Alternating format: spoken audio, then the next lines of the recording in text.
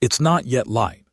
You're walking across an open plain, grass wet through your boots, a gray wind coming at you from every direction because there's nothing out here to stop it, no trees, no hills, just miles of flat, empty, rolling ground going pale at the edges as the sky starts to lift.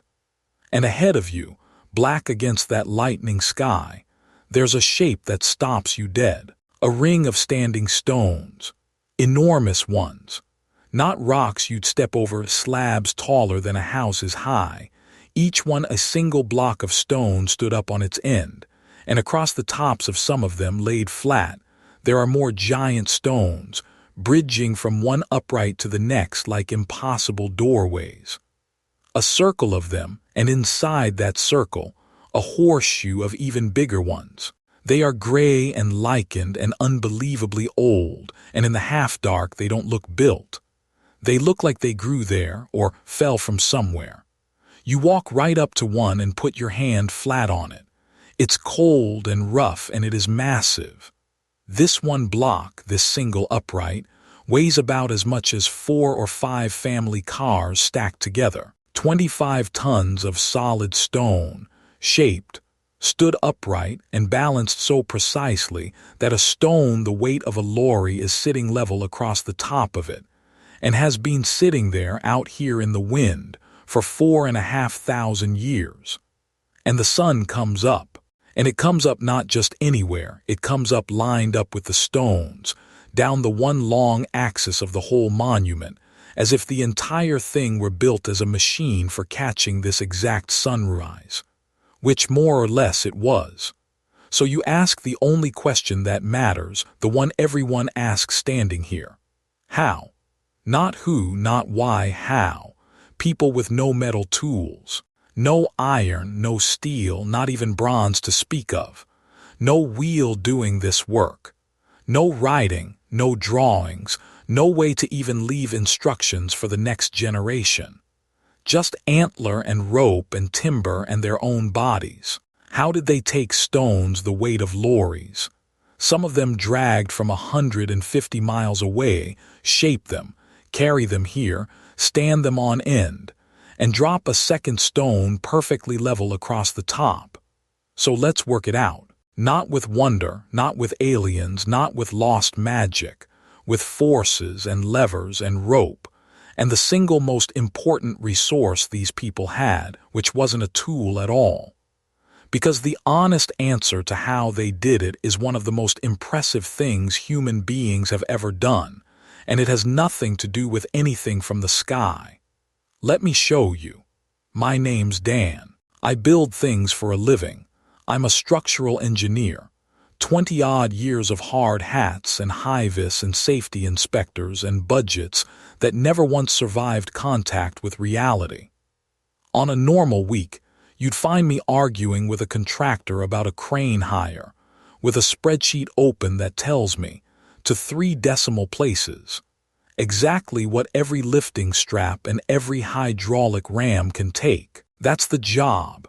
Machines, numbers, margins, certainty before you lift. And I came out here to this cold circle of stone because it takes everything I rely on and quietly removes it. Here's the problem, and I want you to really sit with it, because once you feel the size of it, you'll never look at these stones the same way. On any modern site, when I need to move a 25-ton block, I don't think about it very hard. I ring up a crane. A machine with a diesel engine and a steel jib picks the thing up, swings it over, sets it down to the millimeter, and I sign a form. Behind that one phone call sits the whole inheritance of the industrial world. Engines, hydraulics, hardened steel, wire rope, wheels, roads, the lot. Take all of that away. Every single piece of it. No engine, no hydraulics, no steel, not a scrap of metal you could make a chisel or a cutting edge from. No wheel turning under a load this size. No written maths, no drawings, no way to write down we tried this and it worked. Don't do the other thing. The hardest thing they've got is more stone, An antler, deer antler and wood, and rope twisted from plant fiber and fat or grease to make things slide. That is the entire toolbox. And with that toolbox they took stones the weight of a loaded lorry, moved them for miles, shaped them without a single metal tool, and stood them up in a ring so carefully surveyed that 4,500 years later it still catches the sunrise. So the question of this whole video is not some spooky we'll never know. I hate that answer, honestly. The question is a clean engineering question. With antler, rope, timber, muscle, and stone, exactly how do you move, shape, and raise a thing you cannot lift? And it turns out we have very good ideas. We've even done it at full scale on purpose to check. Let me walk you through it, piece by piece, the way I'd walk a nervous client through a lift plan. First, where we are and when, because the time this took is the part everyone gets wrong. We're on Salisbury Plain in Wiltshire in the south of England, a big, high, open expanse of chalk grassland. And the thing you have to unlearn straight away is the idea that Stonehenge was built. Singular. One project, one crew, one grand opening. It wasn't. Stonehenge was built and rebuilt and rearranged in stages across many centuries, very roughly between 3,000 and 2,000 years before the Common Era. That's a span of something like 1,000 years of work off and on. Let that land as a builder for a second. 1,000 years. The people who dug the first ditch here were as ancient to the people who raised the giant stones as the Romans are to us. The great Sarsen circle and the huge trilithons, the biggest stones, the ones with the lintels balanced on top, those went up around 2,500 BCE, right in the middle of that long story. Nobody alive at the start saw the finish. This is a monument built by dozens of generations, each one inheriting an unfinished site and a job their great-great-grandparents had started, and choosing to keep going. I've run projects that overran by 18 months, and it nearly broke everyone involved. These people ran a project that overran by centuries, on purpose, with no written plan handed down, and kept the thread of it alive the whole time. Before we talk about a single stone, understand that the real feat here isn't a lump of rock. It's the organization and the sheer, stubborn continuity of a people who could hold one idea together for 40 generations. Now, the stones themselves, because there are two completely different kinds here and they tell two completely different stories. The big ones, the giants, the uprights and the lintels of the outer circle and the great inner horseshoe are called sarsens. Sarsen is a local sandstone, a silkrete, and it is brutally, absurdly hard. That matters twice. It's hard to shape, but it's also why they've survived 4,500 years of British weather barely worn. The largest sarsens weigh around 25 tons, and the biggest of the great trilithon uprights are over 30. They came from the Marlborough Downs, roughly 20-odd miles to the north. Call it 15 to 25 miles depending on which stones and which route. 20 miles doesn't sound far in a car. Drag a 25-ton stone 20 miles by hand across country and it is an epic. And then there are the bluestones. These are the smaller stones, a couple of tons up to a few tons each. And here's where it stops being merely hard and starts being genuinely staggering. The bluestones did not come from 20 miles away. They came from the Preseli Hills in Pembrokeshire in West Wales. That is 150 miles away and more, as you'd actually have to travel it. Stop and picture that. Somebody decided, for reasons of belief, or origin, or the meaning those specific stones carried, that stones from one particular set of hills in Wales, and no others, had to stand here. And then a whole society organized itself to move dozens of multi-ton stones 150 miles across the ancient landscape of Britain, over land or water or both, with antler and rope and timber. That is not the behavior of people who found some rocks lying around. That is a deliberate, coordinated, long-haul logistics operation run by people we like to imagine as primitive, and it should retire the word primitive on the spot. So, first engineering problem. How do you shape stone with no metal? You can't chisel it. You've got nothing hard enough to hold an edge against sarsen. The answer is beautifully, punishingly simple. You hit it with something harder over and over and over. They used mauls, big round hammerstones, some of them the size of a football and heavier, made of even harder stone. And the technique isn't cutting, it's pounding. You bash the surface of the sarsen, and each blow crushes off a little dust and a few grains, and you do that 100,000 times, and slowly, the stone takes the shape you want. The lumps come down. The faces go flatter. The top gets dressed level. It's less like carving and more like sanding a mountain by hand with a rock for as long as it takes. Whole seasons of work probably per stone by teams of people just to shape them. And to dig the ditch, the sockets, the post holes, they used picks made from red deer antler and shovels made from the shoulder blades of cattle. The antler pick is the unsung hero of this entire site, and not only because it dug the chalk. It's the antler picks, left behind down in the sockets and the ditch, that we can radiocarbon date. Those discarded deer antler tools are the clock that tells us when all this happened. The humble broken pick a Neolithic laborer tossed aside is the reason we can put dates on the impossible. Right. You've got a shaped stone the weight of a lorry, and you need it to travel. How do you move something you cannot possibly lift? You don't lift it, you slide it. The leading picture, and I'll be honest in a moment about how much is still argued, is a big timber sledge. The stone lashed onto a heavy wooden sled, and that sled dragged over a prepared track. And the track is the clever bit. Lay timber rails or logs along the route and grease them, with animal fat, with tallow, so the sledge slides instead of digging in. Some think rollers, logs turning under the sled.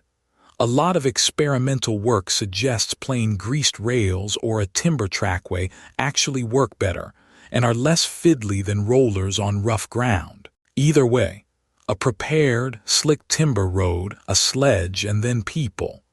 A lot of people. Ropes of twisted plant fiber running back to a large team hauling in rhythm, and levers to keep the thing creeping forward over days, over weeks, over months. And here's the part I love as an engineer, because it's the part people skip. Moving the stone is a smaller problem than feeding the people who move the stone. To have a few hundred people hauling on ropes for months, you have to house them and feed them and organize them, and give them a reason to keep pulling. Interestingly, that's exactly what the archaeology near here shows, evidence of huge gatherings and enormous feasts, herds of animals brought in and eaten, at a scale that fits a big seasonal workforce. The engineering of the stone and the logistics of the dinner are the same project. You cannot separate them.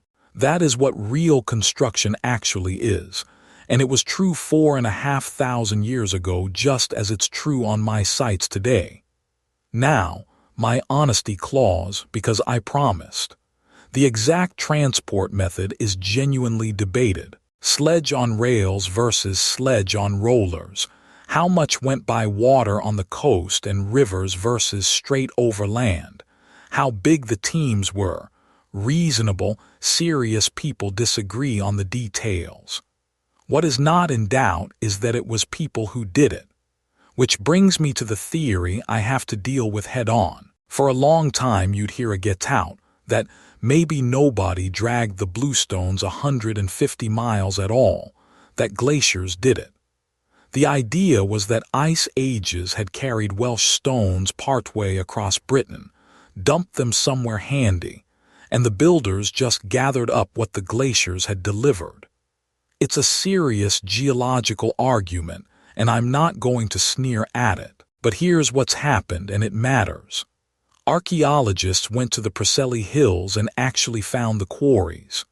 Specific outcrops, Craig Rosewife Felon, a rhyolite outcrop in Carn Godog, a dolerite one with the clear marks of stone being levered and extracted, with tools and platforms and packing, and with dates that land around 3000 BCE, right when you'd need them. When you find the actual quarry, with the actual extraction marks matched to the actual stones, the glacier did it version loses a great deal of ground.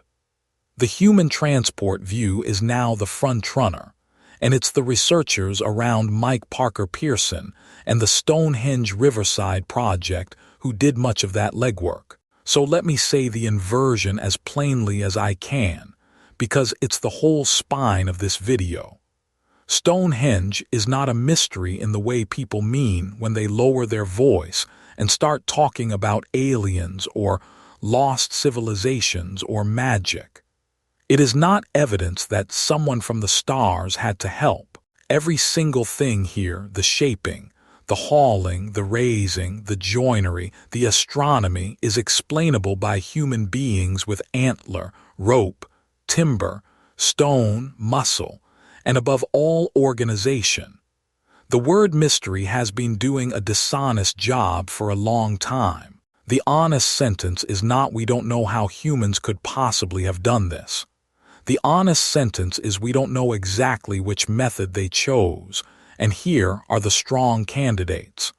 Those are completely different sentences, and the gap between them is where people go and insult the dead by handing their achievement to imaginary spacemen.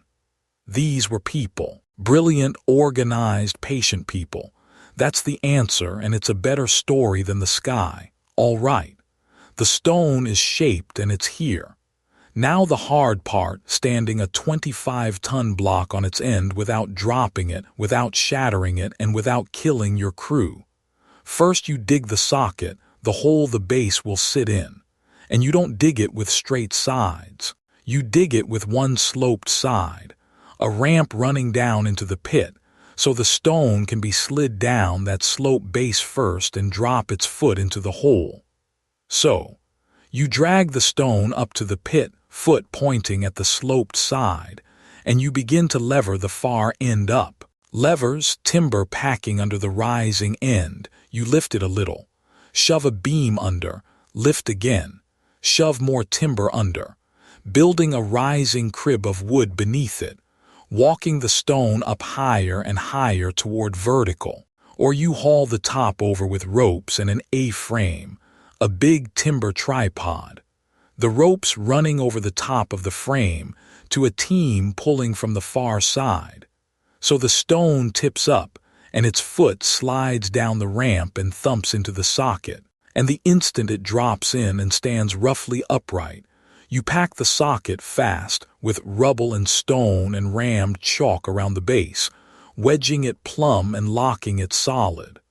That packing is doing the job my concrete foundation does today, turning a balanced stone into a fixed one.